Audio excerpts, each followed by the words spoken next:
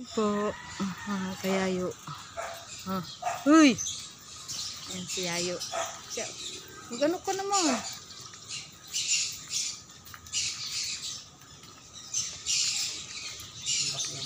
Dito po kami sa Pag-asa. Nagpaturok po ako ng anti-rabies. Sakit po, magkabilaan. Balikat. Tatlong session pa. Shout out mo, kayayo. Shout out, si Ayaw. Mga kayayo. Ayan. Ba't ka pa? Ayan. So lalakarin lang po namin palabas. Dahil papunta po kami doon sa kapatid ko. Sa Imus. Phase 12. Oo nga, sabi ko sa'yo, maluwag. Ito ay... Si Tay. Phase...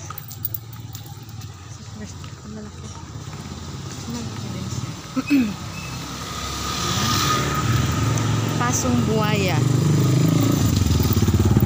Phase 12B. Ito. Tapos, doon tayo diretso tayo, no?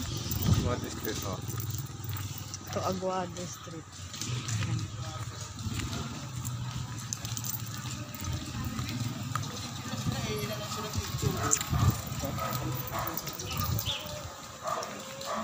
So, Phase 12B subdivision. Pasong Buaya to.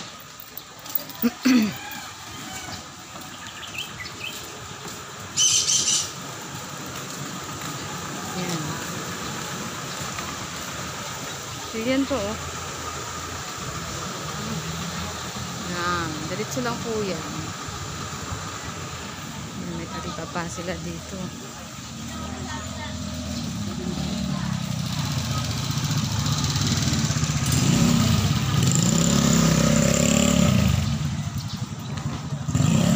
Mabilis ni Kuya.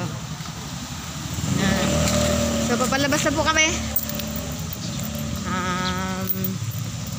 Diyan lang sa may unahan, may sakayan na po dyan papuntang Imus. Maaga pa naman po eh. Ang oras natin ay alas 8 ng umaga. Ayan, bakante pa po, oh.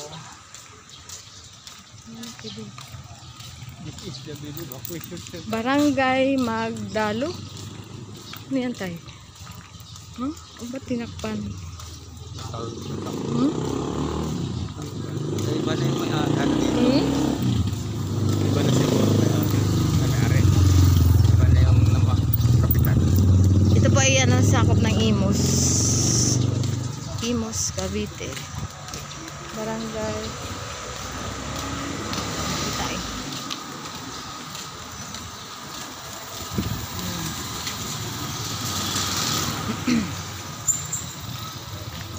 Barangay Magdalo nga. Barangay Magdalo.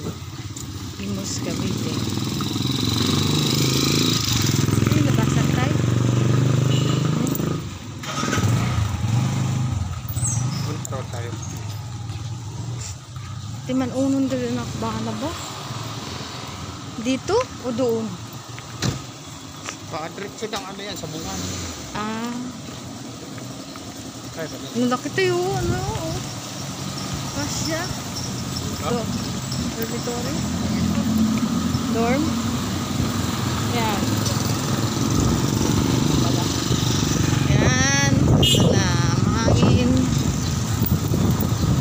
Malaki ng dito, Dorm. Oh, magkakapat pala siya. Dorm tayo, no?